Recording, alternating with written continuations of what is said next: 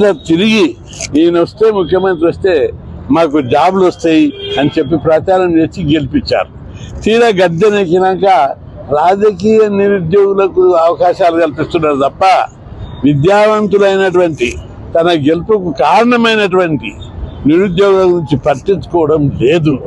2 లక్షల ఉద్యోగాలు భర్తీ చేస్తా, మెగా డిఎస్సి 40,000 టీచర్ పోస్టులు భర్తీ చేస్తా, నిరుద్యోగం అనేది లేకుండా చేస్తా అని చెప్పాడు. కానీ ఎక్కడ చేస్తుడు? అనేక మంది నిరుద్యోగులు చనిపోయారు, ఆ జాబులు లేక ఆత్మహత్యలు చేసుకున్నారు, అనేక మంది ఆగమైపోయారు, బత్యాగమైపోయింది. ఈరోజు నిరుద్యోగులందరూ తీవ్ర ఆగ్రహంతో ఉన్నారు. అందుకే డిఎస్సి ఒకేసారి వేశాడు, 11,000 టీచర్ పోస్టులు భర్తీ చేశారు.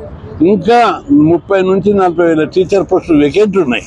టీచర్ పోస్టులు లేక సైన్స్, మ్యాథ్స్, ఇంగ్లీష్ టీచర్లు లేక పోరగాళ్ళంతా చదువు మానుకొని రౌడీలు లేక ఆటలాడుకుంటున్నారు. గ్రౌండ్లలో అందరూ చిట్టుకుంటారు. తల్లిదండ్రులేమో గవర్నమెంట్ తిడుతున్నారు, పిల్లలేమో ముఖ్యమంత్రి జిందాబాద్ మాకు ఆడుకుని రేవంత్ రెడ్డి వచ్చినాక మాకు ఆటలు ఎక్కువైనాయి, పాన్ పరాగ్ ఎక్కువైంది, మంచోడు ముఖ్యమంత్రి అని పిల్లలు అంటున్నారు. ఇదేనా? మరి పాన్ పరాగ్ తింటుండ్రు, రోడ్ల మీద ఆడుకుంటున్నారు.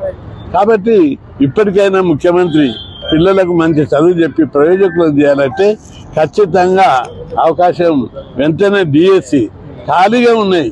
గవర్నమెంట్ స్కూళ్ళల్లో 20,000 ఉన్నాయి, 7 స్కూళ్ళలో 5,000 ఉన్నాయి, ఎస్సీ ఎస్టీ బీసీ మైనార్టీ స్కూళ్ళల్లో 10,000 ఉన్నాయి, కేజీబీలో 1,500 ఉన్నాయి, మోడల్ స్కూల్లో 2,000 ఉన్నాయి. ఇట్లా మొత్తం పెద్ద ఎత్తున ఖాళీ ఉన్నాయి.